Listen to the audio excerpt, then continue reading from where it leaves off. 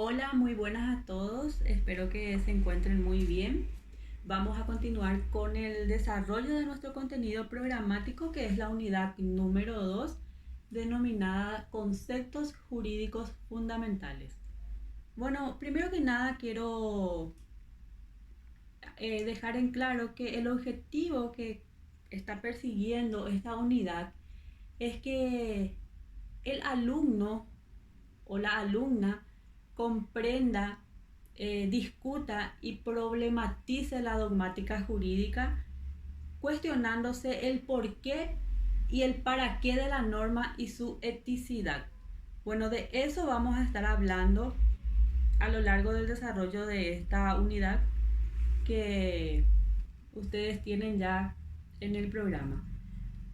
Como primer punto, si bien es cierto, nuestro programa de estudio no nos pide definir la filosofía del derecho, yo creo que es importante, primero que nada, desarrollar una definición, aunque sea de manera somera, para saber por qué estamos estudiando esta materia, filosofía del derecho, ¿verdad? Filosofía, estábamos hablando de la filosofía en general en la unidad número uno.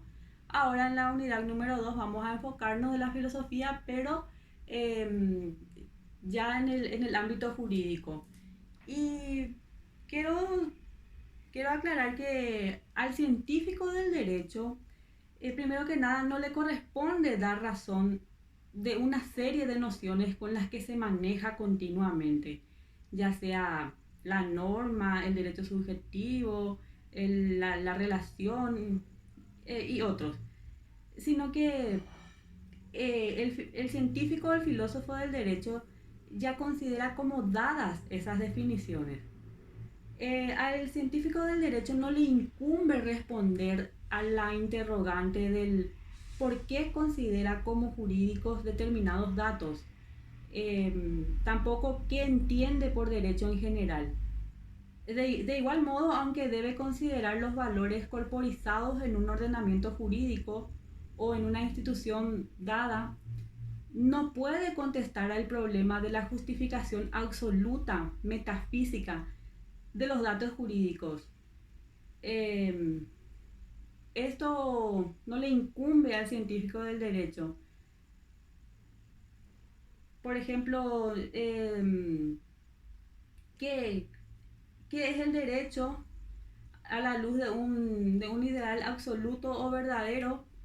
Eso no le incumbe al filósofo jurídico, sino más bien el enfoque de todos estos problemas constituye precisamente el objetivo de la filosofía del derecho, mientras que las diversas ramas de la ciencia jurídica estudian datos jurídicos limitados en el tiempo y en el espacio. A la filosofía del derecho eh, convierte ese problema y objeto de estudio en un dato y procura llegar a un conocimiento primario y universal de lo jurídico, es decir, a un saber jurídico que no se apoye en ningún otro anterior y que sirva de fundamento a todas las ciencias del derecho. Siendo así, la idea de la filosofía del derecho es la de un conocimiento absoluto de lo jurídico, de un conocimiento rigurosamente universal y necesario sobre lo jurídico. Bueno, ahora sí, vamos a adentrarnos a lo que nos pide puntualmente el programa de estudio. Bueno, el programa de estudio trae como primer punto hablar del tema que se llama sentimiento jurídico. Bueno, los antecedentes teóricos de la doctrina del sentimiento jurídico se encuentran ya en la teoría de los sentimientos morales que adquirió relevancia con los trabajos de Hume. Ya le estudiamos a ese filósofo en la unidad anterior. Y Hume diría con mucha convicción en una frase que es la siguiente: dad al asunto tantas vueltas como queráis, mas nunca podréis hacer que la moralidad se base en una relación, sino que hemos de recurrir a decisiones del sentimiento, decía él. Y el filósofo Louis Recasens Sitges, filósofo y sociólogo es él, decía que la palabra sentimiento jurídico ha sido empleada para designar un sentimiento de respeto para el orden establecido, un sentimiento de reconocimiento y de respeto para las personas, para las posesiones y la esfera de acción de los prójimos. Decía también que también es el vehículo emocional que nos indica lo que debería ser en algún problema de regulación de la conciencia y de la cooperación interhumana. Decía Louis Recasens que la reacción emocional contra actos, decisiones y normas que sentimos como algo injusto, que nos ofende y agravia, ya sea a uno mismo, ya sea a algún prójimo, porque en este segundo caso, cuando se trata de que la víctima es otra persona, por simpatía, por solidaridad humana, el ultraje cometido contra esa persona lo experimentamos en alguna medida como afrenta que también nos afecta a nosotros mismos. Entonces, en conclusión, dada la explicación reseñada por el citado estudioso Louis Recasens, creo que el sentimiento jurídico supone una natural repulsión a la injusticia. Quizás en su estado más natural, sin embargo, el sentimiento debidamente educado propone una emoción e inclinación a la justicia, la cual es inevitablemente construida culturalmente. Eso sería el sentimiento jurídico en resumen. Ahora tenemos que hablar de la experiencia jurídica. Y bueno, para tratar de este tema, experiencia jurídica, debemos explicar primeramente en qué consiste o qué queremos decir con dicha expresión. Para ello debemos comenzar por definir qué debe entenderse por experiencia, ya que lo de jurídica es solo un calificativo que la especifica.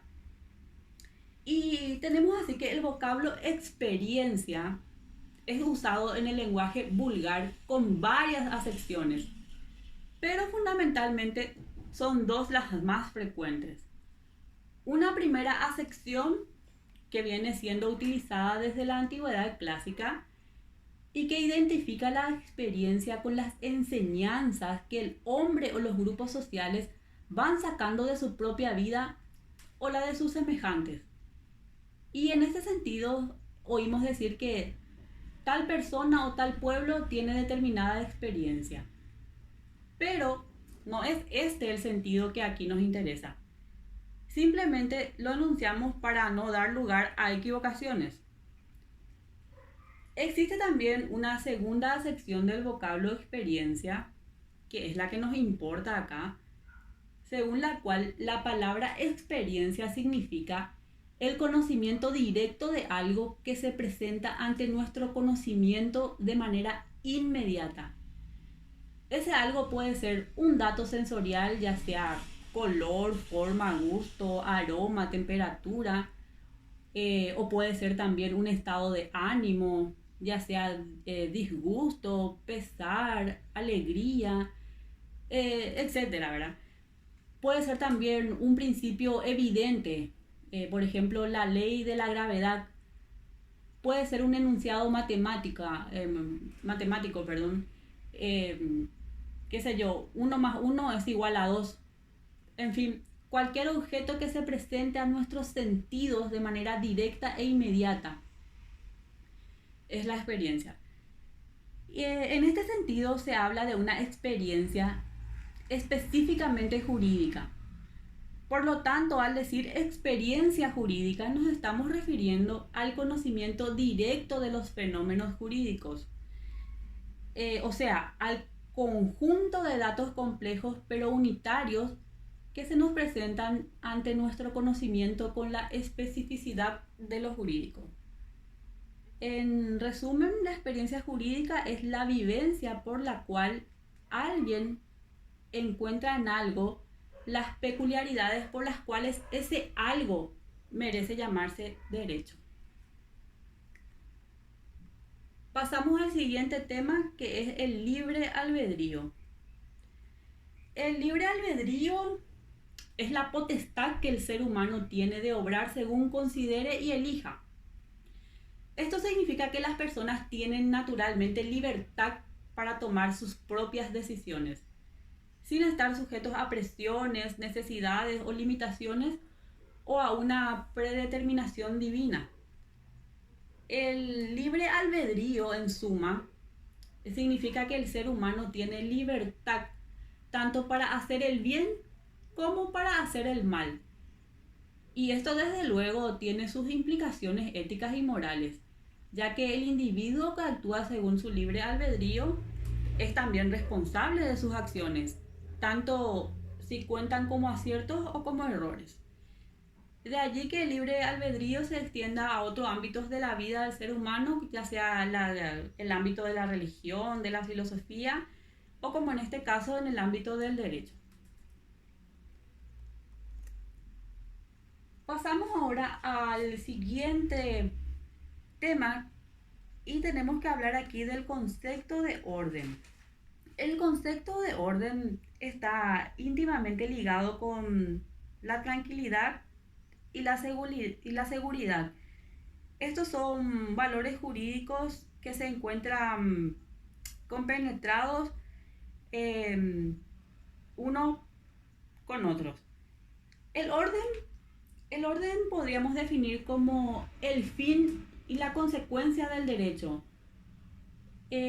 Pues como bien sabemos, el derecho tiende a establecer un orden en la vida social.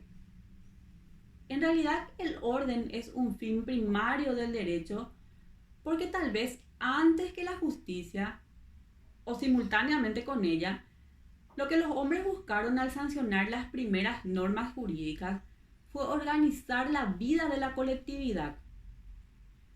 Modernamente se persigue también esta finalidad.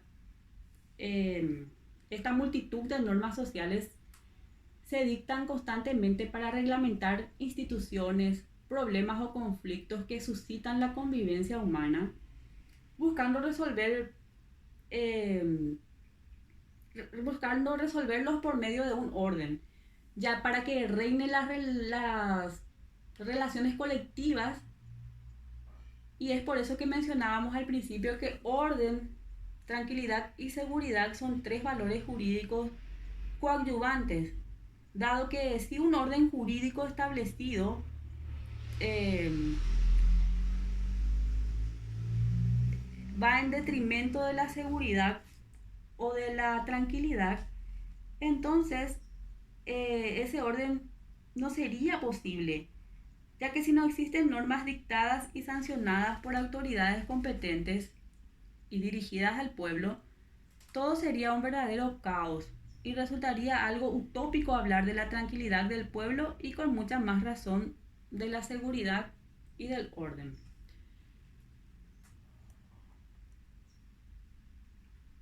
Ahora vamos a abocarnos a, a hablar de los distintos tipos de órdenes y encontramos el orden social y el orden jurídico. Bueno, el orden social tenemos que decir primeramente que cuando hablamos del derecho, estamos buscando que, que ese derecho traiga un beneficio a la sociedad. Es decir, el derecho tiene que servirle a la sociedad en, en un enfoque positivo para el bien común. Y ese primer beneficio o ese primer provecho que le trae al hombre el derecho es el orden.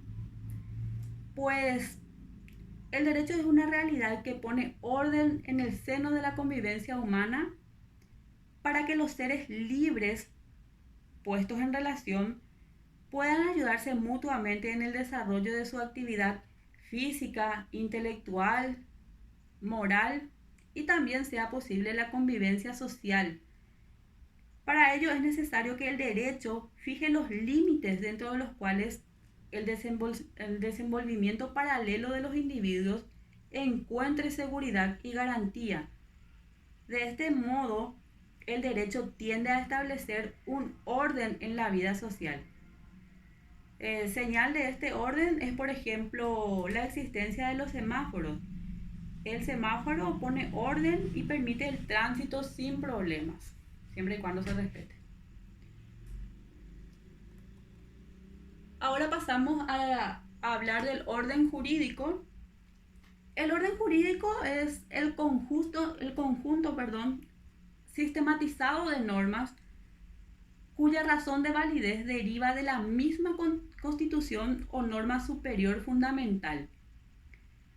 Comprende además el derecho no estructurado constituido por los principios generales, las normas jurídicas, las leyes, los decretos, las sentencias judiciales, entre otros, no se encuentran aislados unas de otras, sino más bien vinculados entre sí por relaciones de fundamento o derivación que las constituyen en un todo unitario o en un sistema denominado orden u ordenamiento jurídico. En este punto también podemos hacer referencia a lo que decía Hans Kelsen. Él mismo indica que todas las normas cuya validez puede ser referida a una misma norma fundamental constituyen un orden o un sistema normativo. Decía él que todo el derecho de un país determinado constituye un conjunto orgánico y jerarquizado de normas que se complementan y de las cuales derivan las unas de las otras. Y fue ahí que él se hizo famoso con su pirámide de Kelsen, ¿verdad? Que, como ya les dije en la unidad anterior, estableció el orden de prelación de las normas, en la cúspide le puso la Constitución. En nuestro artículo 137 de la Constitución del 92, que es la Constitución actual, tenemos que el orden de prelación de las leyes es la Constitución, luego vienen los tratados, acuerdos, convenios aprobados y ratificados por el Paraguay, y por último vienen las leyes y otras normas de inferior jerarquía. Vamos a hablar también del derecho y la teología. Bueno, para entender la relación entre teología y derecho, hay que pensar que el derecho canónico es en sí mismo teología. La juridicidad sobrenatural de la Iglesia es un hecho teológico. La Iglesia, objeto material del derecho canónico, no es, sin embargo, la realidad jurídica, porque apliquemos una metodología jurídica al estudiarla, sino que estamos obligados a aplicar un método jurídico porque la Iglesia es en sí materia también esencialmente jurídica. La teología estudia la voluntad de Cristo, mientras que el derecho canónico prescribe cómo cumplir en lo socio-eclesial esa voluntad de Cristo. Es decir, estudia la voluntad de la Iglesia que debe mantenerse dentro de la voluntad de Cristo. El siguiente punto es el atinente al derecho y la moral. Vamos a hablar de las relaciones y distinciones entre ambos conceptos. Bueno, las relaciones entre la moral y el derecho constituyen una de las cuestiones más importantes y complejas de la filosofía del derecho, sobre todo si se tiene en cuenta que afectan al concepto del derecho, a su aplicación, a las relaciones entre la legalidad y justicia o al espinoso tema de la obediencia al derecho. La moral y el derecho hacen referencia a una parte importante del comportamiento humano y se expresan en gran medida con los mismos términos: deber, obligación, culpa, responsabilidad y varios otros. Se puede decir así que el contenido del derecho tiene una clara dependencia de la moral social vigente, de la misma forma que toda moral social pretende contar con el refuerzo coactivo del derecho para así lograr la eficacia social. Ahora vamos a hablar también del derecho y los usos sociales. Los usos sociales, también denominados reglas de trato social, trae un primer problema, y ese primer problema es que nos encontramos ante un tipo terminológico, ya que los términos para designar este fenómeno social han sido múltiples a lo largo de la historia del pensamiento jurídico. Ya le denominaron moralidad positiva, reglas de trato externo, convencionalismos sociales, reglas de trato social, usos sociales, reglas sociales de obrar, reglamentos sociales o normas sociales. Bueno, nosotros en nuestro programa le llamamos usos sociales. Y el uso social es una práctica, valga la redundancia, una práctica social uniforme y repetitiva, vigente en un grupo social, que contiene una mínima obligatoriedad y cuya violación produce una desaprobación de ese grupo social. Hay que diferenciarlo de los hábitos, de las costumbres jurídicas o normas de derecho consuetudinario. Y el rasgo delimitador es el grado de obligatoriedad, mientras que el uso social posee un mínimo grado de obligatoriedad, porque la única sanción que vas a tener es la desaprobación del grupo. Le llamamos nosotros usos sociales o normas de trato social. Por ejemplo, al saludo.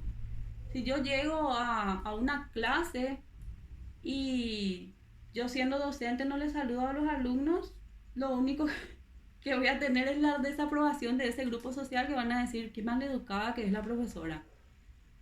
Sin embargo, no voy a tener una sanción normativa por esa conducta que yo tuve, sino más bien una desaprobación de ese grupo, como les dije, ¿verdad? Más bien es algo también atinente a la moral, a la educación y a la ética.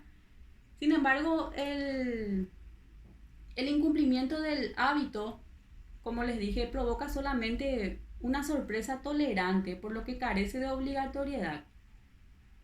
Y la costumbre jurídica conlleva una mayor obligatoriedad, ya que está reforzada por la obligatoriedad del derecho y se encuentra en medio del uso social y la norma jurídica, ya que comparte rasgos de ambas. La práctica repetitiva propia de los usos sociales y la certeza de que la conducta está regulada por una norma jurídica vinculante. Podríamos decir entonces que la pirámide normativa se ordena de la siguiente manera. En la cúspide estarán las normas jurídicas positivas, luego en el segundo eslabón van a estar las costumbres jurídicas, y en una tercera va a estar el uso social, y por último estarían los hábitos, ¿verdad? Ahora vamos a hablar del tema de la seguridad. Vamos a dar un concepto, ya que nos pide el programa. La seguridad es la garantía dada al individuo de que su persona, sus bienes y sus derechos no serán objetos de ataques violentos, o que si estos llegan a producirse, les serán asegurados por la sociedad. O sea, le garantizan protección y reparación, resarcimiento de ese daño. Eso es lo que, en teoría, proporciona la seguridad. Ahora vamos a hablar de la legalidad y la legitimidad. Parecieran ser que son sinónimos, pero existen diferencias entre ambos. Existen dos principios en la ciencia del derecho que debemos tener siempre presentes para garantizarnos una vida proba, saludable y provechosa, que son la legalidad, o sea, la calidad de legal o el conjunto de las cosas prescritas por la ley, que es aquello permitido bajo el sustento de un marco de derecho. La legalidad se norma con base en el marco de la justicia, que es la que establece los criterios relativos a los derechos, a las obligaciones y pertinencia tanto de los individuos como dentro del ámbito de lo social. El otro principio es la legitimidad, que se integra con un sistema de valores común a los ciudadanos de una nación y que los induce a compartir la misma concepción del derecho natural, al menos en sus grandes líneas, y que estas concepciones están mucho más impregnadas de preocupaciones legítimas y del sentido de lo justo que del derecho positivo, el cual es fundado sobre la ley y las diferentes fuentes del derecho. Actuar con legalidad, volviendo al punto anterior, significa saber convivir en sociedad, respetar las normas que fueron establecidas mediante un pacto al iniciar nuestro desarrollo como país y que han seguido produciéndose para garantizar la paz y la seguridad, el justo reparto de la producción y la riqueza y el bienestar social. En la medida en que actuamos bajo este principio de legalidad, estaremos fortaleciendo una gran nación. La legitimidad se funda sobre una convicción íntima y por eso puede cambiar según las personas. La legitimidad va más allá de la legalidad.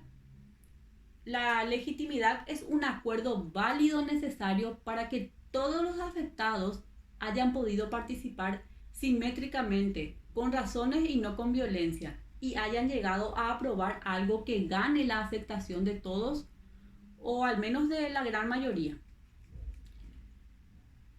Si todos actuáramos bajo estos principios, la sociedad sería maravillosa, pero lamentablemente siempre hay algunos que tratan de sacar provecho de los demás, y lo triste es que sucede aún con personas que tienen amplio conocimiento de estos preceptos. Veamos un ejemplo.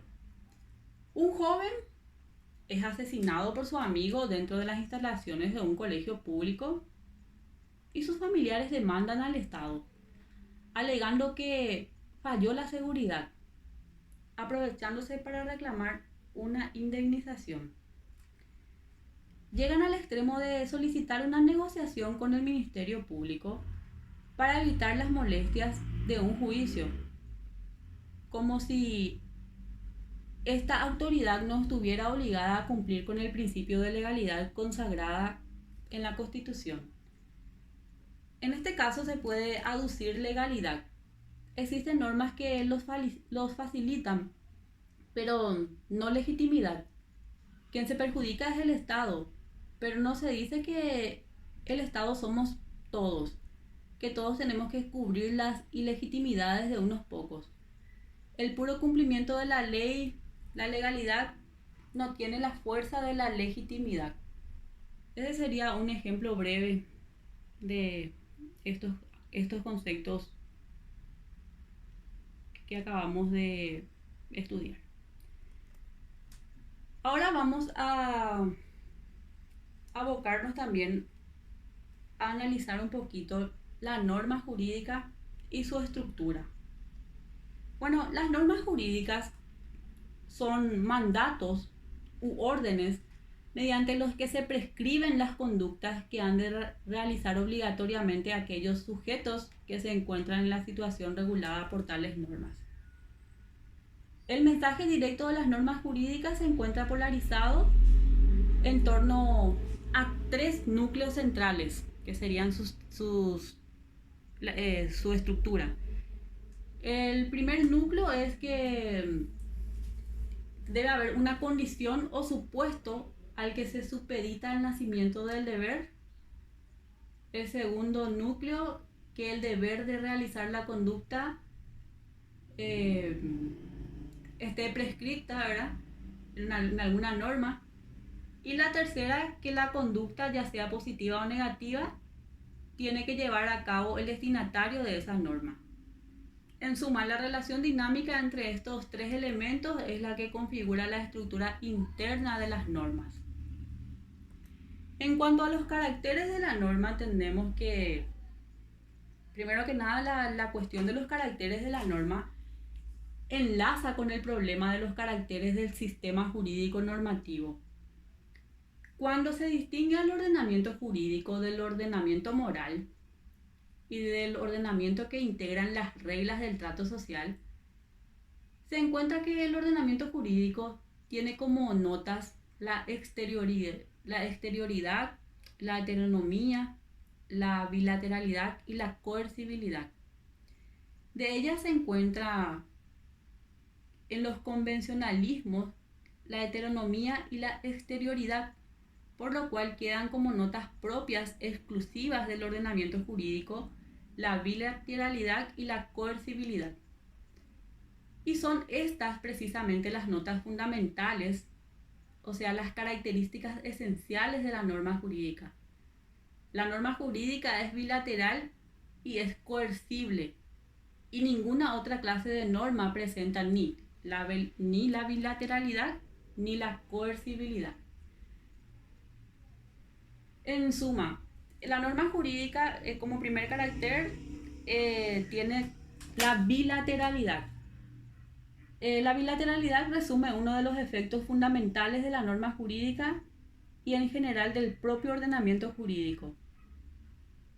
La ordenación de la vida de los hombres en su fase exterior, en sus interferencias intersubjetivas, se realiza a través de la legitimación en algunos sujetos a exigir de otros determinados comportamientos y en otras personas la creación del deber de cumplir con esos comportamientos que pueden ser exigidos por otros.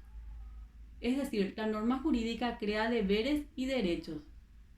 La norma jurídica no es solo un imperativo de la conducta, no solo impone en una persona el deber de actuar en una cierta forma, sino que al propio tiempo autoriza a otra persona para que pueda exigir del obligado el cumplimiento del deber. Y esta característica no se observa en ninguna otra clase de normas, porque tanto la norma moral como la de los convencionalismos imponen efectivamente deberes, y si no los impusieran no serían normas, pero no facultan a ninguna otra persona a exigir del obligado el cumplimiento de la conducta impuesta. Otra característica de la norma jurídica es la coercibilidad. Esta característica es fundamental, ya que si bien a través de la bilateralidad se observa que la norma postula un deber jurídico que debe ser cumplido por parte del obligado, el solo hecho de que ese deber jurídico sea impuesto no es suficiente para su cumplimiento. Con respecto a la norma moral no sucede lo mismo, porque cuando una persona está obligada al deber moral, lo está en vista de que el contenido del deber es valioso. Sin embargo, la norma jurídica postula un deber que no necesita ser valioso para ser obligatorio. A la sociedad le interesa que ese deber se realice, porque el cumplimiento en general de los deberes jurídicos es el postulado fundamental para la vida colectiva del hombre. Por ello no se limita el ordenamiento jurídico a imperar, es decir, a crear deberes y derechos correlativos, sino además, para el caso de que el deber no sea cumplido, predispone la posibilidad de la imposición de una sanción por parte del órgano competente del Estado. La coercibilidad no significa que en caso de incumplimiento de la norma jurídica, o en otras palabras, en caso de que el deber jurídico impuesto por la norma no sea cumplida, sobrevenga necesariamente un acto coactivo. No puede significar eso porque en muchísimas oportunidades se da el caso de que es violado el deber impuesto por la norma y no sobreviene la sanción. Y en consecuencia, si la coercibilidad como característica fundamental de la norma fuese sanción en acto, sanción necesaria, al no producirse, esta dejaría de existir la norma como norma jurídica. Entonces la coercibilidad significa algo diferente. Quiere decir sanción en potencia. A través de ese carácter se expresa que en caso de violación del deber impuesto por la norma jurídica, debe sobrevenir una sanción por parte del órgano competente del Estado. Otra característica de la norma jurídica es la generalidad. Se ubica también como el carácter fundamental de la norma jurídica y se hace consistir a la generalidad en que la norma jurídica prevé para categorías de personas y no para personas en particular. En efecto, si se analizan las formas de la conducta humana, se tiene como consecuencia inmediata que ésta puede tener una variedad infinita de aspectos. Y si el derecho fuese a regularla tomando en cuenta cada caso particular de conducta que se va produciendo, el ordenamiento jurídico tendría que estar integrado por una serie infinita de normas casuísticas. Ello desde un punto de vista práctico es absolutamente imposible. Y en consecuencia el legislador tiene que prever el comportamiento de los hombres, no para cada hombre en particular, sino para categorías de hombres o categorías de situaciones en las cuales pueden encontrarse los hombres. Y por tal razón no habla la ley frecuentemente de que Pedro Pérez debe pagar a Juan Hernández la suma de tanto guaraníes, sino que el deudor está en la obligación de pagar y en consecuencia todas aquellas personas cuyas características circunstanciales coincidan con las notas distintivas del deudor estarán en la obligación de cumplir con el pago de lo debido. Es un ejemplo nada más. Y por último tenemos el carácter de generalidad de la norma jurídica. Y la generalidad consiste en que la norma jurídica procede a regular la conducta, no indicando de manera directa cómo debe ser el comportamiento de una persona en particular, sino procediendo a través de la fijación de categorías de sujetos abstractamente determinados. Se refiere a las personas en vista de que tengan tal o cual condición, ya sea a los acreedores, a la esposa, al juez, a los padres, entre otros. Por supuesto que esta generalidad plantea el problema de la aplicación de la norma al caso concreto, dado que la sola formulación de cómo debe comportarse una categoría de personas no tendría una relevancia práctica. Lo importante aquí es que la imposición o la disposición general pueda ser aplicada a los casos que se presentan en la vida real, y esto es posible luego de la determinación, en el caso concreto, de características que coincidan con aquellas previstas por el legislador en el supuesto normativo. Cuando hay una coincidencia de características entre las del caso concreto y las de la previsión del legislador, entonces al caso concreto se aplica la consecuencia jurídica prevista por la norma.